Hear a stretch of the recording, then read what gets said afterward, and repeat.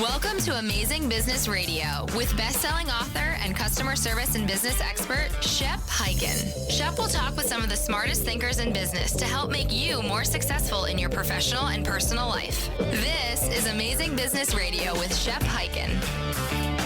Hello, everybody. It's Shep Hyken here. We're back with another episode of Amazing Business Radio. I'm very excited today because we have Susan Drum as our guest. She has just written a book, The Leader's Playlist. And this is a book about leadership and by the way, if you've listened to our show in the past, you know I am a huge fan of music. I'm a musician myself. And she talks about how the music, a playlist, can turn our attitudes around, can flip a switch, can make us better leaders. And when it comes to customer service and experience, we need great leadership. We need great managers, great supervisors who are helping us to mentor us and coach us on creating the best experiences possible. A few quick announcements before we dive into the interview. If you've got an amazing story you'd like to share or a question you would like to ask, please use the hashtag AskShep if it's a question, and go to any one of the social channels out there and post it. I will be happy to share the story, answer the question either right there in my newsletter on this show or perhaps on my TV show, which is Be Amazing or Go Home, and that can be found on Amazon Prime, Apple TV, Roku, and you can go to beamazing.tv. That is beamazing.tv. All right, let's get into the interview. Are you ready? I sure am. Susan, welcome to the show. Thank you so much. Great to be with you, Shep. So I'm excited about this book. And by the way, I must say, I learn more and more about you as I get to know you. And I've now known you for about a year and a half, 2 years. We've been part of this business group where we first met. And we took this amazing trip where there were about a dozen of us, and we just masterminded and talked about it. And I don't believe your new book, The Leader's Playlist, was even a thought at that point when we first met, or was it? Oh, it was. This has been 4 years in the making. I probably just didn't talk about it yet. Well, you know what you did do? You really put us through this assessment. You shared your thinking, which I think is great, which was really a setup. Now I understand what your whole career is about, which, by the way, speaking of your career, you decided, to dump the corporate career at some point to get your master's in acting and in the arts from the London School of Music and Dramatic Arts, and you're a graduate of Harvard Business School. You're really one smart, intimidating woman. Actually, Harvard Law. Or I was here, Harvard Law School, Yes, even more yes. intimidating. Excuse me, I'll correct that. Please don't sue me. So, Well, that's why I got out, because I didn't want to be the one suing everyone. but no, a pretty impressive resume as Well, far as thank you. background goes. Plus, your business is doing very well. So we're going to talk today about The Leader's Playlist, which is your book, and it's a wonderful book. And just as you think of a music playlist on Spotify, that is like the genesis of what this book is about. And I want to get into specifically the playlist that we play in our head, which has to do with all of the things that happened back to our childhood. But go ahead, give us a little insight about the Leader's Playlist. Yes. Well, what I discovered in doing leadership development work for the past 20 years is that our childhood wounds show up in the way we lead others. That's what I just see playing out over and over. It wasn't what was going on in the moment that caused this leader to react the way they did. It was triggering an old memory or an old pattern or wound or experience, because it was fascinating to see why would one leader show up one way with bad news and another leader react entirely different. And I think noticing that, but then trying to say, well, how do we shift these deep-seated patterns, ones that we know that aren't serving us? And in some cases, we don't even know they're going on. They're like the background music playing. And in other cases, we do, but we just can't seem to shift it. Like I had a leader once say, I just can't help myself from micromanaging. I just need to get in there. And so what we do in the book by the way, is this because perhaps this leader's parents micromanaged the way the child was growing up, and therefore they've become accustomed, or their brain is wired to micromanage every other aspect of their life as now they're an adult? Yeah, they have an internal playlist of I am only loved if I win. And if I'm only loved if I win, then therefore, this was their experience in childhood was I only get attention when I get an A, and I only get attention when things are perfect. And if they're not perfect, then I'm going to get slammed. So I learned a survival technique to make sure I have top quality work, which is a wonderful superpower. Yeah. But who wrote that comes with a song? liability. Who wrote that song? I'm only loved if I win. I And don't if you know, play but it backwards, there's somebody in a pickup truck hit a dog, and it's well, like we the say it's perfect the country playlist title, song. but there's songs that reference that, right? Mhm. And so in a way, what we're doing with the leaders playlist is we're learning what is this background music playing in the background. It's a frequency that you're emanating, and the belief that you're holding, that's having the world show up to you the way that it does. How do we use music, the literal use of music, to interrupt that pattern? And how do we groove a new neural pathway of a new message and use as an anchor music to build the synapses more quickly? Yeah. That's what the So book's about. when I first started learning about your book and understanding what it was about, the first things that went through my mind is I created a playlist on Spotify of customer service songs. And I thought, these are the songs that we want to play, prior to my speech as people are coming into the room. And then my walk-on music is Bonnie Raitt's song, Let's Give Them Something to Talk About, and obviously the song is talk about love, love, love, but how about love, love, love our customers? So that was going on. And I have a whole playlist. Actually, if you go to Spotify, you can find the Shep Hyken customer service experience playlist. That. But that's what went through my mind. So I'm going to ask you, how does the leaders playlist contribute to the employee experience and to the customer experience? Yes, well, for sure in the employee experience, which trickles down to the customer experience. So Bingo. You think Yeah. about a leader I worked with, her name was Sahar, and she was an incredible entrepreneur. And she learned over time that if it needs to be done, she's got to do it herself. So she had trouble delegating. And as her company grew, she wasn't able to really scale. Her employees got frustrated, right? She would delegate, but take it back, the givesy backsy thing, where she didn't like it, take it back. And you're really hampering your growth at that point. So ultimately, the private equity company that invested ended up replacing her as CEO. And it was incredibly painful for her because this was her baby. It was a software company. And really the employee experience also, they were revolting at one point because they weren't being given the work that they really wanted to do, or they'd get started and she would take it back. Now, what's really going on behind the scenes? We figured out that she had a playlist of I Am All Alone, and she learned to survive. That's a belief that she was holding, but essentially it was the background music of her life and how she viewed things. So in her mind, leading a team was more trouble than it's worth. And she had these phrases like, well, they just don't get it. And so if you can't leverage the team, what are you going to do? Right. I'm thinking there's a song out there. I don't know who sang it. One is the loneliest number that you'll ever know. Yes. Who wrote that song? I don't. Well, what? I have the computer right in front of me, and I'm going to look it up. Isn't it from the Beatles or Paul McCartney or something? It is. One is the loneliest number. And it looks like it's a song by, I've never heard of this. Oh, it's Three Dog Night. How could I not? Oh, Three Dog Night. How could I not know that? Three Dog Night.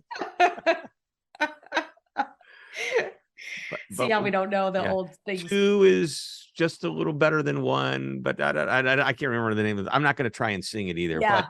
But that's, when you're a loner and that's the way you are. And that, by the way, with entrepreneurs, is very difficult because they're usually, if they're solopreneurs and they start a small business, they're doing everything. Even if they hire 1, 2, 3, 4 people, they still have their fingers in everything. The people that are successful growing larger business are able to delegate out and walk away. And as Richard Branson said, basically, he put himself out of a job. He wants to hire people that are so much better than he is that he can go on and start thinking about other things to create more jobs that will obsolete his own job. It's really a fantastic thing. Anyway, I digress. So this leader struggled. They had this playlist in their head that was really focused on, one, if you will. Yeah. And how did they overcome it? Did you Well, it change was the not song, flip the believing that record? Was there people. a side two? Yes, there was.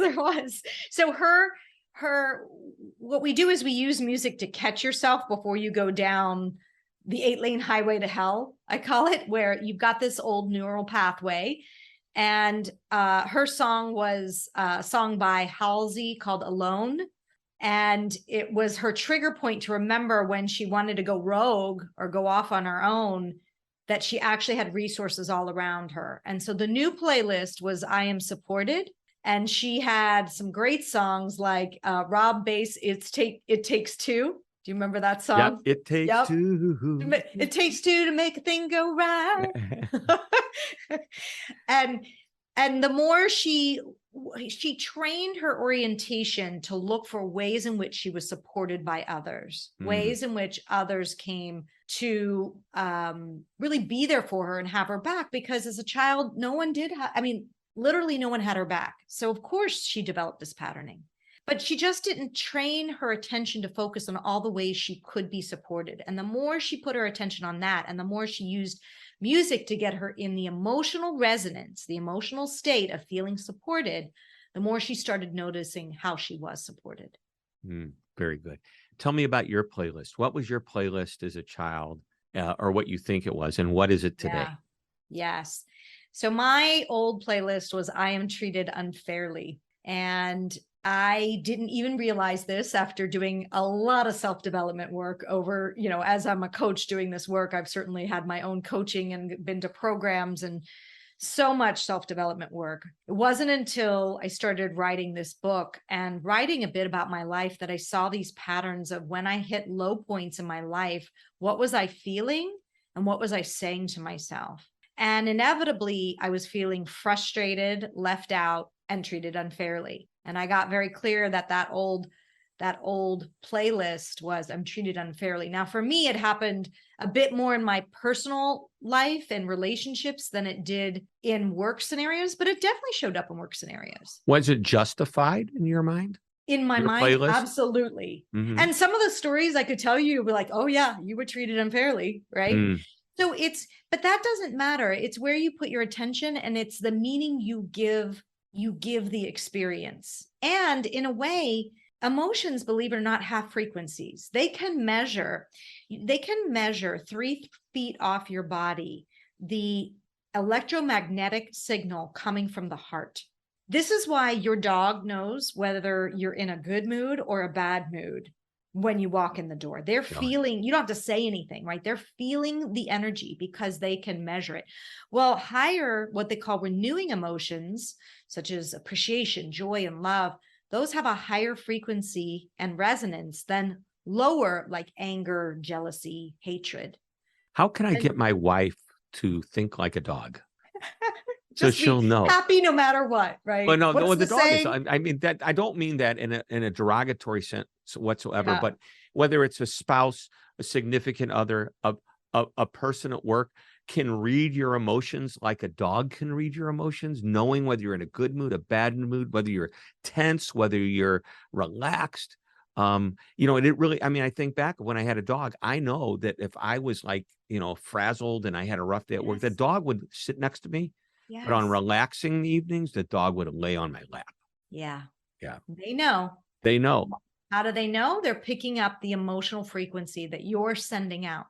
So before we take a break, I want to know what's the #1 top song on your current playlist? So the one that turned it around for me and always is Bruno Mars' 24 Karat.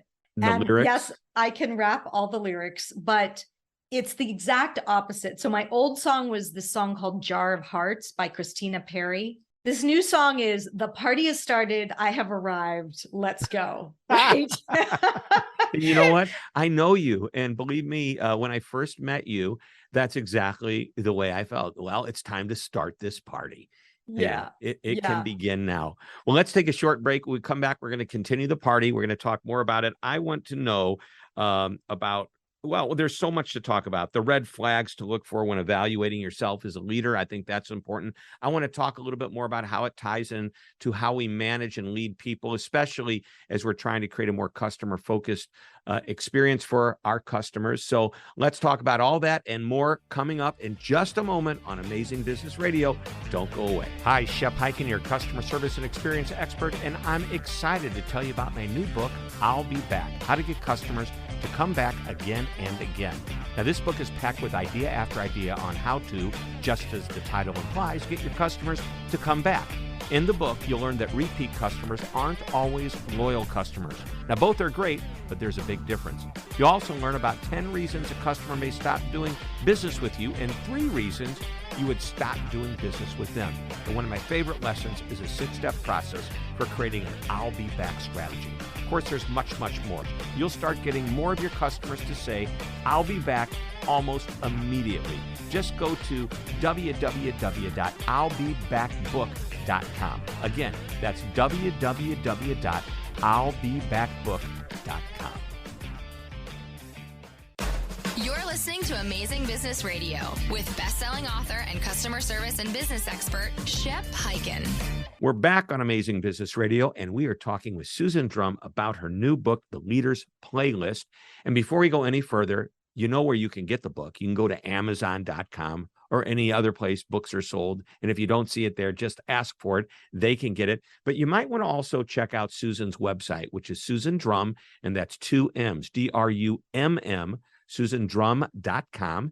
And there you'll learn more about the book, but you'll also learn about this masterclass that she has created that will take you step by step through all the chapters in the book. It is, if Susan is one-on-one coaching you, you are going to be coached by somebody that has a master's degree from the London School of Music and Dramatic Arts and has a degree from Harvard Law School. One very smart person taking you through this important information step by step.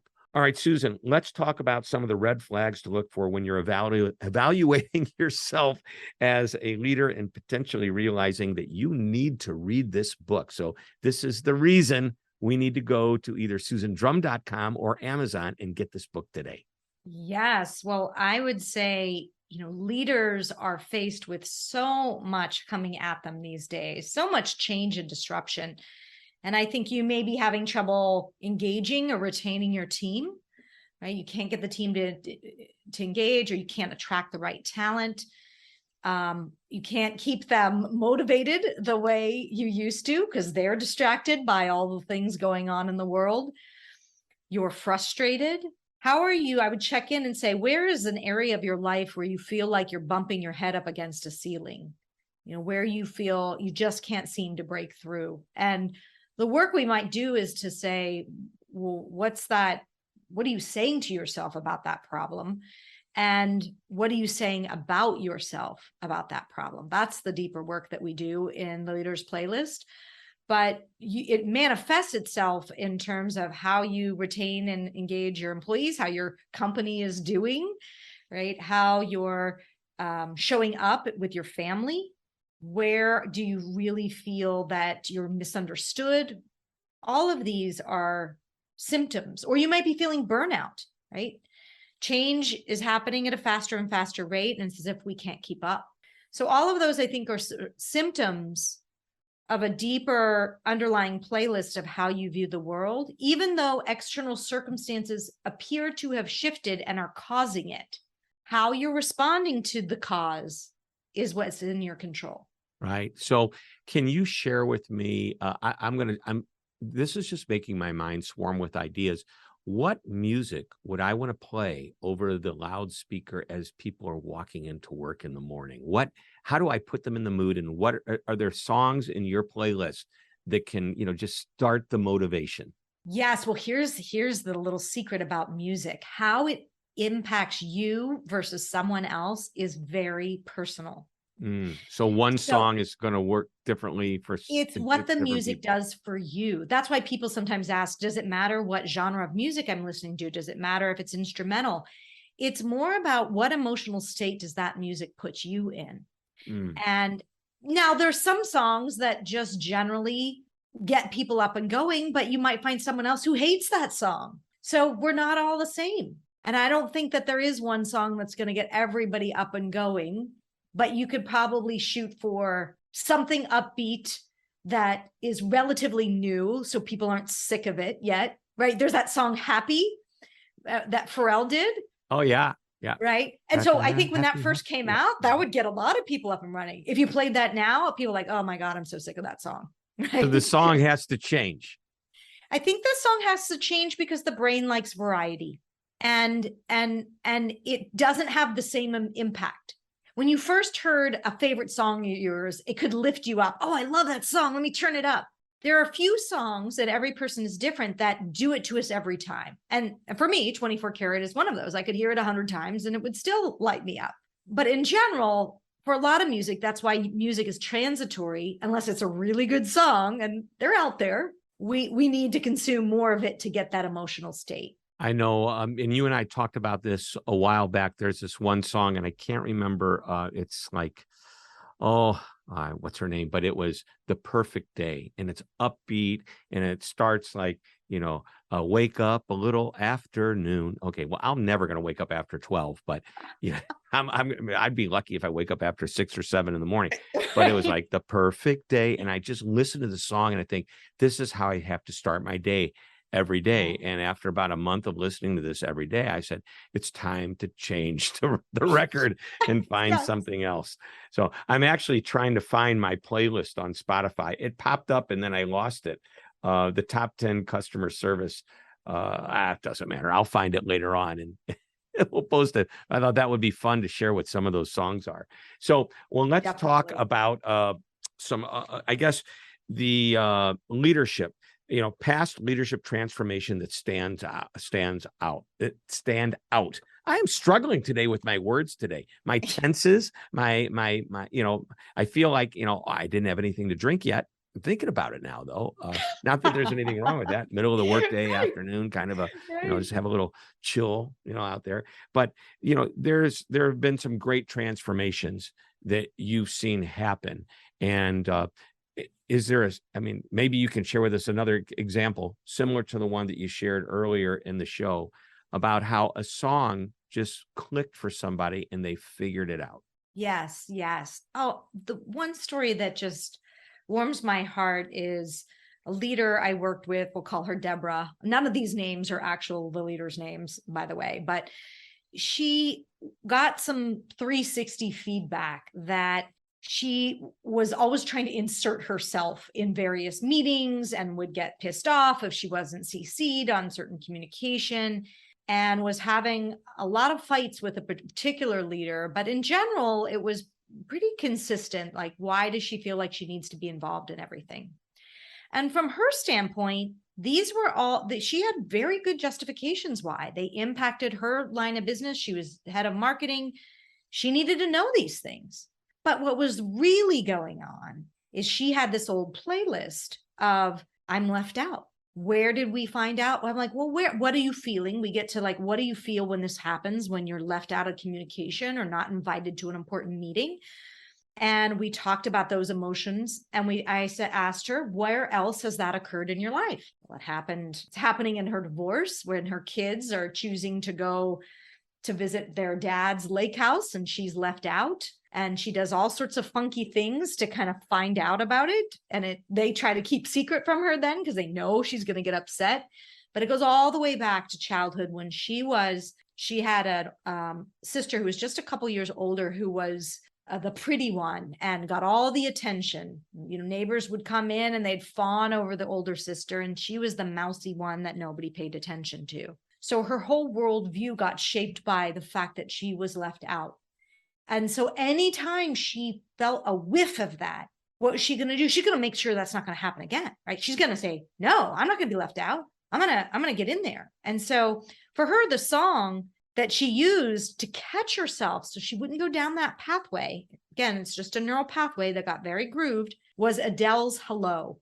Because it was like, hello, can you hear me? She's just like begging, like, I've been trying to reach you, please pay attention to me. And she would catch herself when she would get upset by something and go, oh, there's Adele again. There's Adele again. That And was then all that it took for her to like the trigger, to it just trigger to switched get something off in her the brain. old pathway, but then we got to build a new pathway, right? Because the impetus needs to go down a different path. So then we start looking at her playlist, which was I Am Welcomed. And her core song was that song, Sit Next to Me. I think it's by We the People or something, or Free the People. But she had a real playlist of about 12 songs, and she would practice it. She would put it on in the morning when she got up, at lunch, when she got triggered, right? She would like, let me play one of the songs. It would get her off that old neural pathway. And she started to notice little things about how she was included, neighbor inviting her over for a glass of wine, or, the kids inviting her to do something that they might have otherwise invited the ex-husband. And the more she put her attention on ways in which she was welcomed, the more it showed up in her experience, even at work. And now people say she's like a different person. Like they love working with her. They don't feel this energy of like, I got to get in there. They welcome her in because she's not inserting, she's being invited. Does that make sense? It makes total sense. It makes total sense. And I love it. And while I was listening to this, I'm inspired. I went on Spotify and I found some of the songs, something to talk about. We already talked about that one. This is what you want when you call customer support. You've Got a Friend by Carole King. Oh, right. Yes. Okay. Yes. Rick Astley, who this was like a big hit way back when. Never Gonna Give You Up. Oh, yes. Such a good song. Selena Gomez, Kill 'Em With Kindness. Ben King, Stand By Me. Tina, What's Love Got to Do with It? It has everything to do with it, right? It looks to me like people have been adding to my playlist because these aren't songs. That's what people, and Hello is on there. Okay. From Adele. Yeah. And then Ain't No Mountain High Enough. Okay. I Will Climb the Highest Mountain for You. I mean, yes. So, that's a great one for customer service. Wow. I can't believe all these people have added to the list. And here's one from Randy Newman. You Got a Friend in Me. From Toy Story. So there's some great hits here. All right. We're just about out of time. And I've had fun talking to you about this. And, I'm a musician at heart. It's not what I do for a living, but it's what I do virtually every night when I come home. I don't know if you know this, but I play on a regular basis with John Mayer and Eric Clapton. Did you know that? No. Yeah. On YouTube, I turn on their songs and I play along with them every night. I got you. You did. So the one final question, it's the one thing question, one last nugget, your favorite piece of advice from the book, what would it be? That you can shift, you can change. The brain is what they call plastic, meaning malleable. So even the deepest seated patterns can be shifted with practice, and music is your brain hack to make it happen. Love it. That is a perfect way to end. Again, the book is titled The Leader's Playlist. You can go to Amazon or you can go to Susan Drum with 2 M's, DRUMM, susandrum.com. Learn about the book, learn about the masterclass. Susan, thank you for being on our show today. Thank you. You're the best, Shep. Well, thank you. You too. All right, everybody, it wraps it up. Another episode of Amazing Business Radio. We will be back next week with another interview. And until that time, this is Shep Hyken reminding you to always be amazing.